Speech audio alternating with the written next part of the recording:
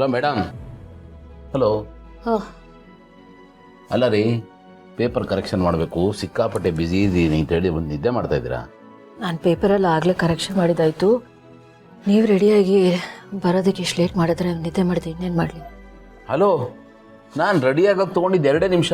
ಸ್ನಾನ ಆಗಿತ್ತು, ಬರೀ ಬಟ್ಟೆ ಹಾಕೋಬೇಕಾಗಿತ್ತು ಅಷ್ಟೇ. ಹೌದಾ? ಹಾಂ. ಏನಿಲ್ಲ, ತುಂಬ ಹೊತ್ತಾಗಿದೆ, ನೀವೇನೋ ಕತೆ ಕಟ್ತಿದ್ದೀರ. ಓಹ್ ಓಹ್, ಮಧ್ಯಾಹ್ನಕ್ಕೆ ಅಡುಗೆ ಎಲ್ಲ ರೆಡಿ ಮಾಡಿಬಿಟ್ಟಿದ್ದೀರಾ? ಏನು ಕಾಳು ಪಲ್ಯ, ಬೀಟ್ರೂಟು, ಇದು ಹುಳಿ ಎಲ್ಲ ಮಾಡ್ತಾಯಿದ್ದೀರಾ? Very good, super.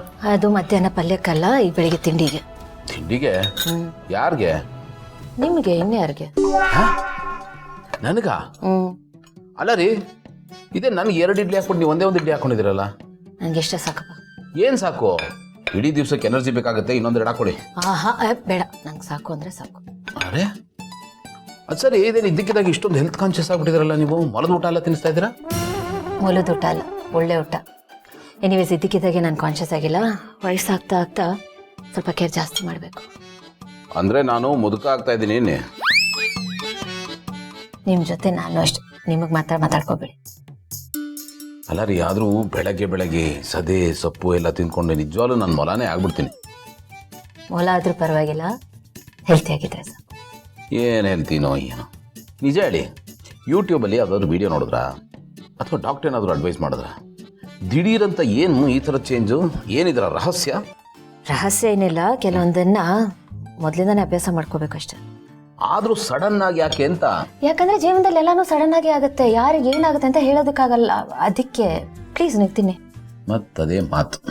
ಏನು ಮಾತು? ಅದೇ ಬೆಳಗ್ಗೆಯಿಂದ ಹೇಳ್ತಾ ಇದ್ದೀರಲ್ಲ, ನಿಮ್ಮ ಕೆಲಸ ನೀವೇ ಮಾಡ್ಕೋಬೇಕು, ಇಂಡಿಪೆಂಡೆಂಟ್ ಆಗಿರಿ, ಒಟ್ಟಲ್ಲಿ ಈ ಜಗತ್ತು ಶೂನ್ಯ ನಶ್ವರ, ಈ ಥರದೊಂದು 2-3 ಮಾತು ಹೇಳಿಲ್ಲ ಅನ್ಸುತ್ತೆ ಅಷ್ಟೇ ಅಲ್ವಾ? ಅದಕ್ಕೇನಂತೆ, ನಾನು ಹೇಳೋದೆಲ್ಲ ಒಳ್ಳೇದಕ್ಕೆ ಅಲ್ವಾ? ಒಳ್ಳೇದಕ್ಕೆ. ಆದರೂ ನಿಮ್ಮ ಮಾತುಗಳ ಹಿಂದೆ ಬೇರೆ ಏನೋ ಇದೆ ಅಂತ ಅನ್ನಿಸ್ತಾ ಇದೆ ನನಗೆ.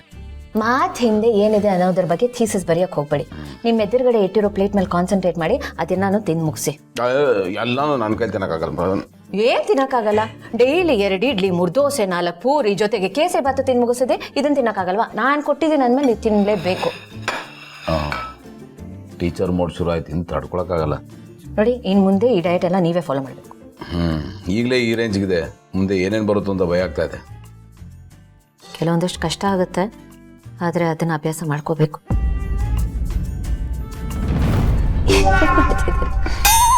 ಚೆನ್ನಾಗಿದ್ದೀರ ತಾನೇ? ಆರೋಗ್ಯವಾಗಿದ್ದೀರಲ್ವ? ಏನಾಗಿಲ್ಲ? ಏನಾಗಬೇಕಾಗಿದೆ? ಈಗ ನೀವು ಮಾತಾಡ್ತಾ ಇದ್ರೆ ನಿಮಗೆ ಲೇಟ್ ಆಗುತ್ತೆ. ಸೊ ಪ್ಲೀಸ್ ಏನೂ ಮಾತಾಡದೆ ಇದನ್ನೆಲ್ಲ ಖಾಲಿ ಮಾಡಿ. ಕಮ. Okay teacher. ಗುಡ್.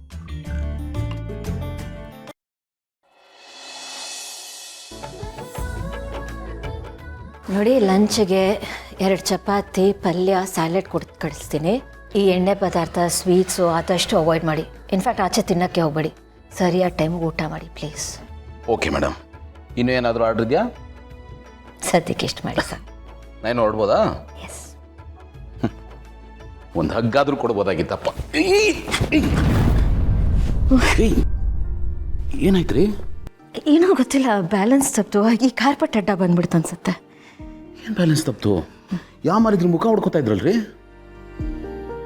ಅಲ್ಲ ಗೌತಮರೇ, ಹೆಂಡತಿ ಸ್ಲಿಪ್ಪಾಗಿ ನಾನು ಹಿಡ್ಕೊಳ್ಳೋ ಥರದ್ದಾಯಿತು, ಒಂದು ರೊಮ್ಯಾಂಟಿಕ್ ಮೂಮೆಂಟ್ ಕ್ರಿಯೇಟ್ ಆಯಿತು ಅಂತ ಖುಷಿ ಪಡೋದು ಬಿಟ್ಟು ನೀವು ಇಷ್ಟೊಂದು ಟೆನ್ಷನ್ ಮಾಡ್ಕೋತಿದ್ರಲ್ಲ.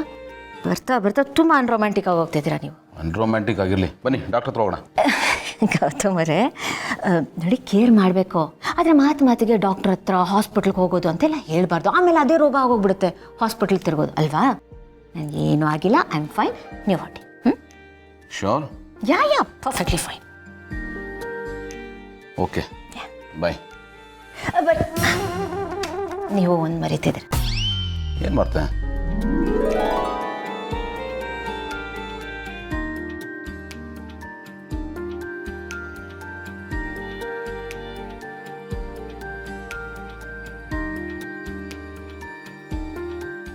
ಆಫೀಸು ರಜಾ ಕೊಡಲ್ಲ? ಯಾಕೆ? ನೀವು ಬಿಡ್ತಾನೆ ಇಲ್ವಲ್ಲ? ಮನಸ್ಸಾಗಲಿಲ್ಲ. ಎನಿವೆ, ಹೋಗ್ಬನ್ನಿ. ಬಾಯ್. ಬಾಯ್.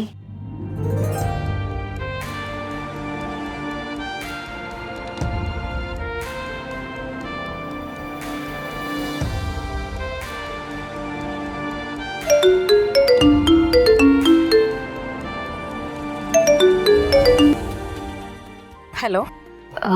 ಡಾಕ್ಟರ್, ನಾನು ಭೂಮಿಕಾ ಮಾತಾಡ್ತಿದ್ದೀನಿ. ಓ ಭೂಮಿಕಾ ಅವರೇ, ಹೇಳಿ.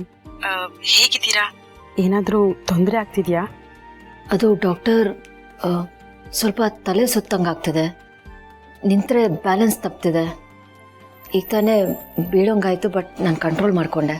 ಓ ಹೌದಾ ಮೇಡಮ್, ಇದು ಡಿಸೀಸ್ ಪ್ರೋಗ್ರೆಸ್ ಆಗ್ತಿರೋ ಲಕ್ಷಣಗಳು.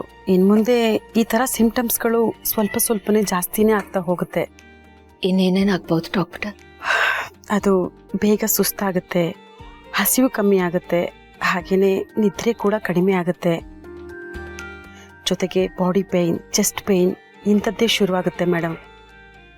ಹಾಗೆಯೇ ನಾನು ಮೊದಲೇ ಹೇಳಿರೋ ಪ್ರಕಾರ ನಿಧಾನವಾಗಿ ತಲೆ ಕೂದಲು ಉದುರೋಕ್ಕೆ ಶುರುವಾಗುತ್ತೆ.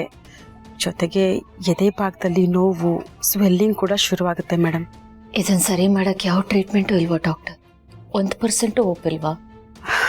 ನಿಮ್ಮ ಮನಸ್ಸಲ್ಲಿ ಏನಿದೆ ಅಂತ ನನಗೆ ಅರ್ಥ ಆಗುತ್ತೆ ಭೂಮಿಕಾ ಅವರೇ.